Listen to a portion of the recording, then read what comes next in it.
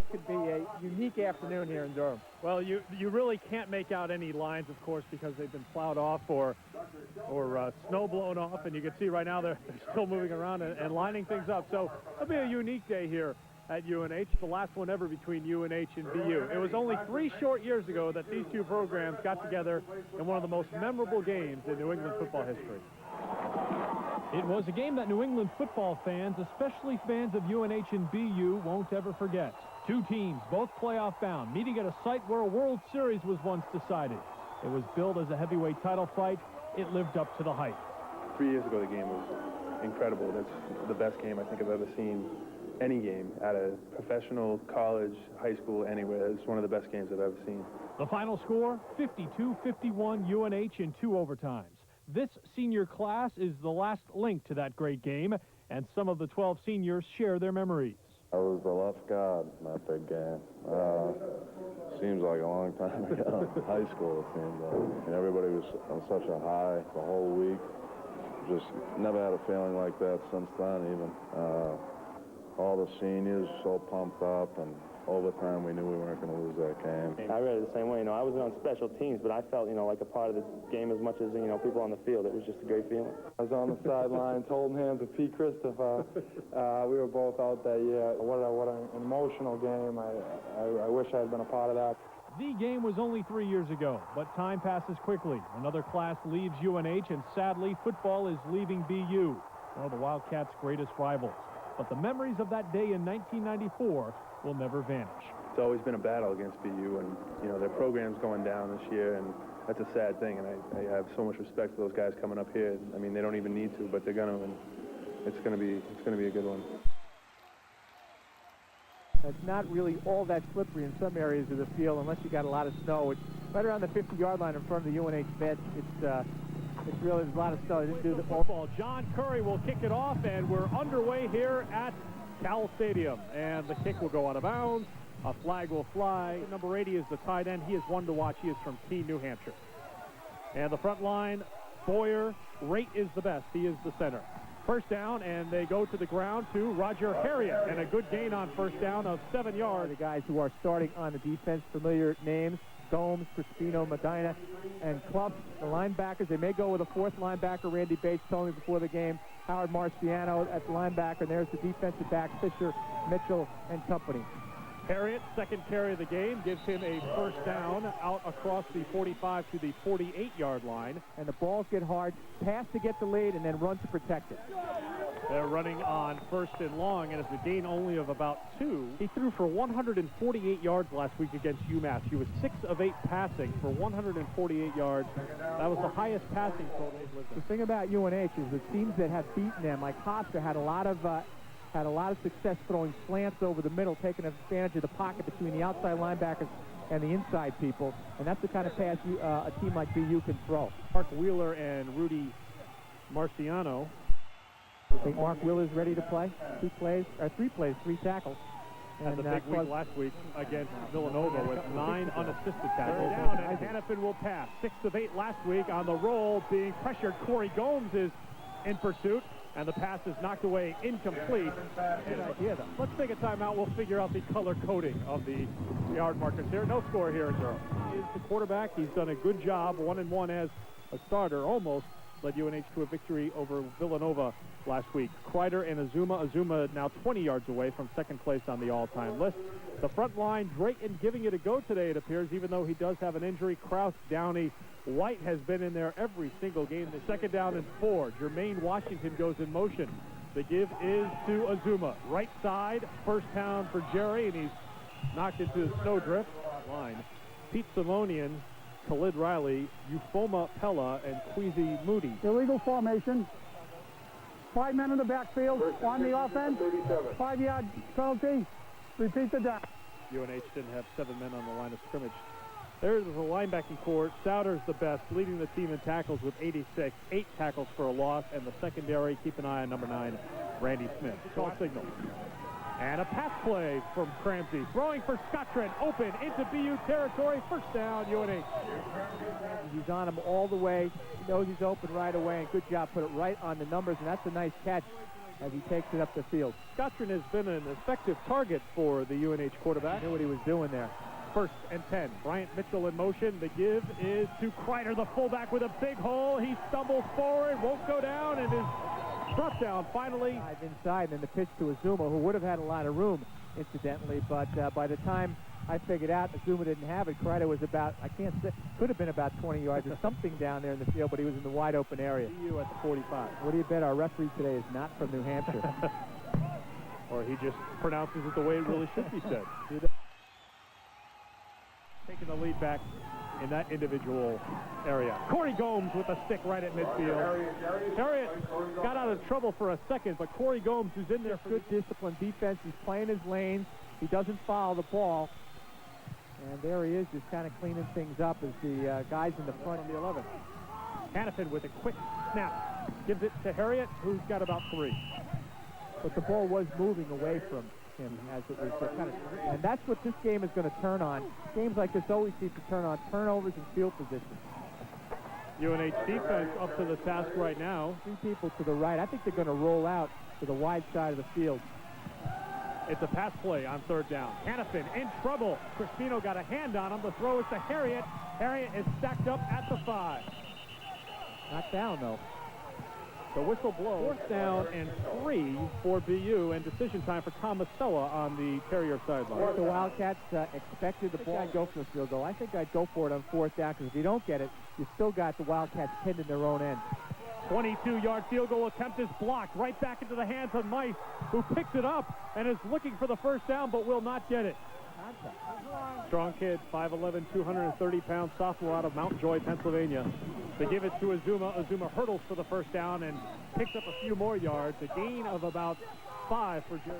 Brian Scottron goes in motion. The give is to Azuma. Azuma with a big hole, and he backpedals his way for a gain of about 9, and that carry will push Jerry Azuma into 2nd place on the all-time rushing list at UNH. Running backs over the last 10 years with Barassa, Ford, and now Jerry Azuma.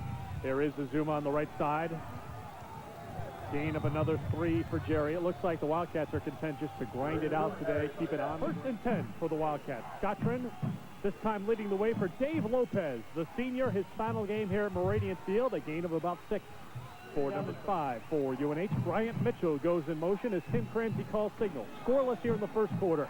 The give is up the middle to the fullback. Dan Kreider picks up a quick 7 yards. Play action. Cramsey looking to the right side, and he has a man right at the 1st down marker. And has a split end, but it's Peterson, the freshman. There it is. That's right on the numbers again. That's a good catch, too. Caught it with his hands, didn't let it come to his body. And a short 1 as Bryant Mitchell goes in motion again. Azuma has it, has the 1st down, has some more, trying to turn the corner. Jerry does. He is into BU territory. There to Kreider, who would have gotten the 1st down, but they used him as a lead blocker and then went for more. That's a nice job of picking your way through traffic. I thought he was going to break it right there, but there's good pursuit by the defense as they take him. Azuma's going to break that one. At the 27-yard line, 1st and 10. Here's Lopez. Lopez has a big game. Lopez turns the corner. Lopez heading towards the pylon is knocked out of bounds at the 1. Touchdown. Oh, touchdown. Yes, Dave. And Dave Lopez, who makes the snow angel in the end zone. The runner. Jerry is over there to congratulate the senior out of New Jersey. Lopez could have been on that group of people among the top runners as he shows a great burst and then gets down the sideline with a terrific run. Tiptoeing towards the snowbank. Touchdown for the Wildcats, and they are on top 7-0. Back to Durham after the 27-yard touchdown run. The extra point attempt is up, and it's good. The University of New Hampshire campus, a winter wonderland, as last night's snowfall has put about 6 inches of snow here in Durham, and they've cleared it off the field where the Wildcats are taking a 7-0 lead on a Dave Lopez touchdown run. He was at Oklahoma State because he was playing behind Thurman Thomas. So, I mean, sometimes you just don't get the chance, and I think Lopez is one of those guys who could have been up there in the all-time leaders if Azuma had never showed up here. Problems and various ailments, and Lopez has pinch hit in those occasions and done a good job. 2nd down. Nothing doing on that 2nd down carry. Gain of about 1 on the forward progress. 3rd down and 2 for BU. The give is to It's not the Harriet this time, and UNH is there. Loss on the play. Matt Emery back there. Second quarter is about ready to start here. UNH and BU 7-0, as this was earlier today as they were sweeping off the stands. Early for this kind of stuff, isn't it? That's a college kid for you. Costello with a big-time boot. Wade Rowcliffe backpedaling. He makes the catch. Steps up. Makes the cut. Rowcliffe still has it on his feet. Good return by Wade Rowcliffe, who's done a good job so far this year. That's his 10th return. He's averaging 13 yards of punt return for UNH. Across the thawing tundra, as we like to call it here at Meridian Field. Here is Azuma. Not much there. Oh, but he finds something. Azuma breaks through. One man to beat. Jerry Azuma down the sideline. Can he get to the end zone? Big run for Azuma. Roundtree had the angle on him. I thought probably about snow on the sideline, and there isn't in the middle of the field. Watch as Azuma breaks out. Great job of blocking. He does. Actually, he had room to go outside. Instead, he decides to go through the pile, and there he is. Now, when he turns the corner, watch down. There's a lot of snow down there on the right-hand side, and that slows him down along the sideline, and that allows the defender to come in, Roundtree, and make the tackle with the angle. He does a good job of staying with it. Jerry went 3 steps before Riley drilled him. I guess he thought that was his shot to get him, so he'll get him. Using his left hand to stay alive and stay up and pick up another 3 or 4 yards, but he got tripped right there. He hangs in and picks up about 4 or 5 more yards because he used his on the 4. Some youth groups here today. Here is Azuma. Azuma, right side, has room. Touchdown, Jerry Azuma. And the Wildcats. They just totally prevent BU from getting to the outside. Nobody outside to contain and force it inside, but he only had a 3-yard run, so that wouldn't have done much good. He'll definitely get number 2, and number 1 could fall today. Bill Burnham's record. The point after is good. UNH is on top, 14-0 after a Jerry Azuma 4-yard touchdown run. His 14th touchdown of the season, 10th rushing touchdown of 1997. For the 3rd game in a row, Azuma has gone over the 100-yard mark rushing. 122-yard kick is a high kick, taken at about the 11.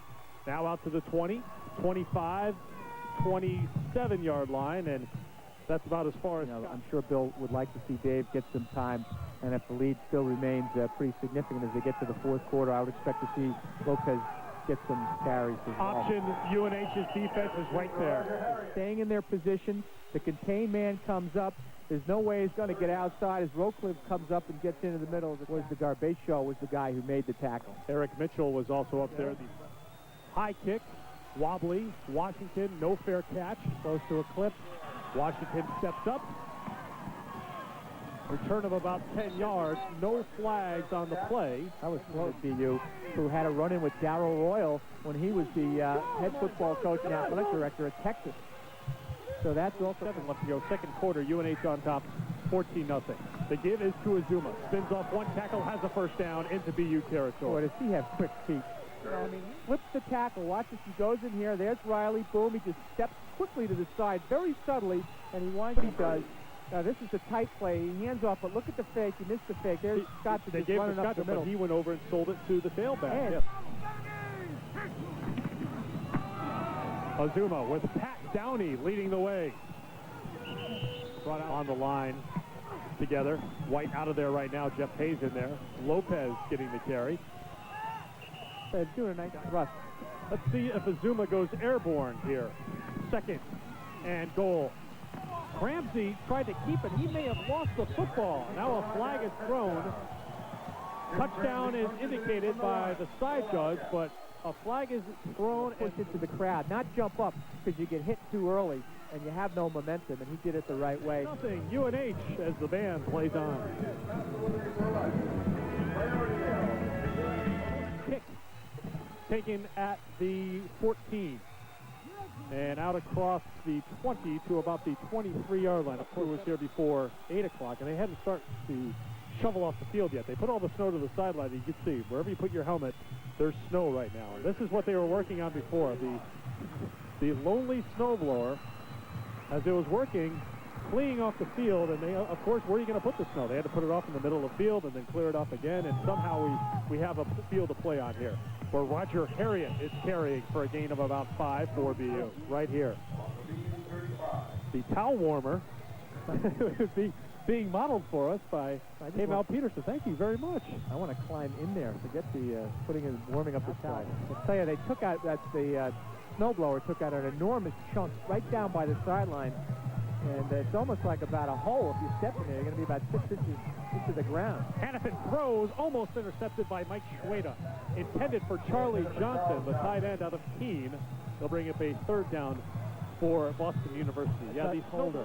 And the balls are starting to get harder, and your hands are getting a lot more slick. It's going to be tough to pass from here on out. Hannafin rolling out, throwing, and it's incomplete. Would have had enough for a first down against Bishop. Jason will let us know if that game is being played. Costello fumbles the punt, will try to run out of trouble, and he's a big guy and gets out of trouble. He's got room if he gets. Boy, he is popped by John Paul. Paul with the stick. Corey Gomes there second. Another shot at him. And John Paul will really give him a shot. If he gets by Paul, there's nobody in blue shirts between there and the stick. No, between now and the end of winter. It seems that way. Look at that pile. Let's blame it on El Nino. Harriet with the carry.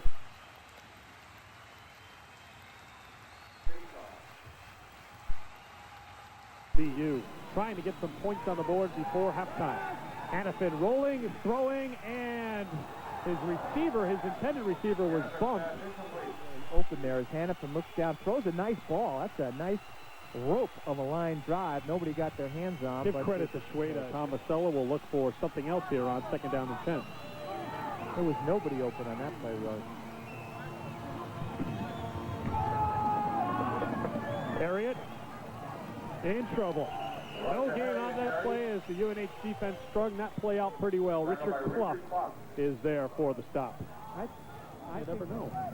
Doesn't want to get it in the way when he gets the boot away. Line drive kick taken by Wade Rowcliffe at the 20 to the 30-yard line, out to the 35. Another solid return by Wade Rowcliffe, who first down and 10. On the delay, it's Azuma. Jerry cuts it up. Another big game. Turns the corner. There goes Jerry. But another huge run. Cutting inside. He does a nice job. It's designed to go up the middle. He breaks it outside. He's got some open area. And look at that cut there. He cut against the defender. I'm not sure who the defensive back was, but then he just gets outside. He's stuck running those mounds of snow down there, and you can't generate enough speed. Here comes Azuma, now over 200 yards rushing on the day. He gets the call here on first and goal from inside the 5, and Jerry Azuma is into the end zone with the Wildcats' fourth touchdown of the first half. 264 yards today. Curry, extra point attempt, is up, and it is good. 3 seconds left to go in the first half. UNH with a commanding 28-0 lead over the Boston University Terriers. University, their first win over BU in over 2 years. First shutout since 1934. The pass is knocked down at the goal line. Mike Schweda had it at the zone. It was a too-deep zone. They're in the middle, and there's Paul with the coverage, and Schweda just playing center field, stepped into the passing lane. Hash mark. His last attempt was blocked by UNH. This one is blocked again. The Wildcats block 2 field goal attempts by hand on it this time. Maybe tough to see. I'll tell you this, it hurts the hands if you block something on a day like this. It came from the left-hand side, right-hand side of our screen. But the UNH Wildcats seem to have settled down a bit, and they're out to a commanding 4-touchdown lead. 75 here in the second half to get that. He needs exactly 75 for that single season mark. The kick is taken by Dan Kreider. Kreider back towards the middle of the field, still on his feet. Kreider with a good return out to the 45-yard line. This is it, and that's where the Wildcats will. Some would like to stay at BU. And they've been given the opportunity to get scholarships and continue their education, but of course there's no more football. The people I feel bad, have the most empathy for in the BU situation are people who are juniors. Harriet has a first down as he's team, the tight end out of Keene. He's a big kid, 6'5", 240, played for Paul Roy at Keene High School. It's the bread and butter of BU. Probably been the most successful play so far during the day. And Harriet gets off of him, created a little bit of a cushion in the separation, then turned back into the ball. Gets a B for that, but have to catch it to get an A+. They give us to Harriet. He tried to get free, but Mark Wheeler has had a fantastic year. has played through injuries over the last few years, and this is it for number 47. Hey, John Paul's been active today. The guy is the fourth linebacker coming in, getting a little more playing time. That's a frozen rope going down there. Frozen being the operative term. Timeout with 12:02 left to go in the third quarter. We're back to Durham after this. To get here. Jerry Azuma, 13 yards away from becoming the all-time leading rusher at UNH. He'll get the call here on first down. Azuma on the right side. Out towards the first down marker, knocked out of bounds. Or he was inbounds, but they'll snow off of his face. Look at the snow there, but look at the way they just collapsed the line. There's Downey leading the play. They are just pushing that left-hand side of the BU lineup back. There's Roundtree again with another play. As Kreider goes in motion. And here is Azuma. Jerry breaks free, breaks across, and he has the record. A big gain for Jerry Azuma, and he is now the greatest rusher in UNH history. And on the play for Azuma. I think everybody here, they may have a mass uprising if they did stop the game. Let's keep this clock moving. It's getting cold. Men are men playing here because it's getting cold here. And each hit, you can feel it. Azuma, a gain of 3.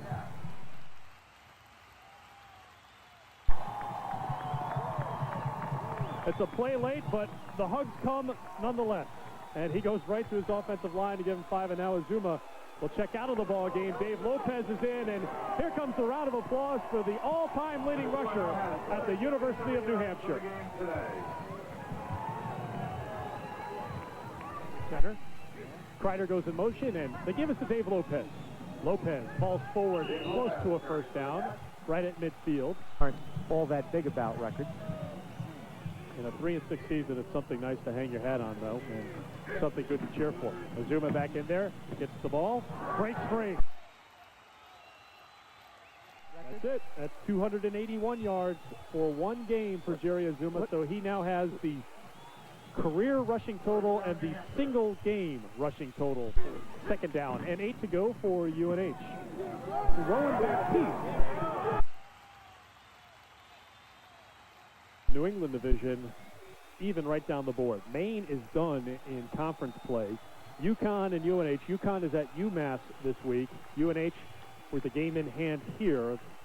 They'll move to 4-3. If UConn's able to beat UMass, those two teams will meet for the New England Division Championship. Mid-Atlantic, the big story, Villanova, the #1 team in the country for the 3rd week in a row, although UNH could have and should have beaten the 5-yard line. And here is Jerry Azuma with Pat Downey out in front. Azuma cuts it back. One tackle away from Great Lakes bragging rights. Wisconsin's not bad. They're a tough team. Curry's kick looks good, and it is good. A 32-yarder from John Curry, and the Wildcats add to their lead. It's now 31-0. Fourth win of the season, and the Colt fans are happy. We'll be back to Durham after this. Get it ready for today's game between BU and UNH, and they eventually cleared off some real estate. That's a live shot right now as they're building a snowman. There you go. Coming off a convincing win last week over Iowa, and could give Michigan some fits this week. Michigan, I'm sure, was riding high on emotion last week. There are about 4 blue shirts right in this area. There's 2 receivers in the area for BU, but Mitchell almost gets his hands on the ball, or does get his hands on the ball. Johnny Evers, I think Johnny Evers was involved, I think, in the play. I'm mangling it. Here's Lopez on the draw. Good carry. And a first down for UNH. A nice look from Jim Breen in one of our cameras down there on the sideline, standing in about a half foot of snow. Curry angling the kick, trying to bury it inside the... Going out. It hits the pylon. The senior captain in the center at one. On the delay, good read by the UNH defense and driven out of bounds. Looking to go upside. This is a nice block on the backside, but Wheeler comes into the plays at the line of scrimmage, and there are, as you can see, 4 blue shirts. Third down and 10. Hannafin will give it to Chisholm. Chisholm cuts back and will be short of a first down. That was an old power sweep. That was a...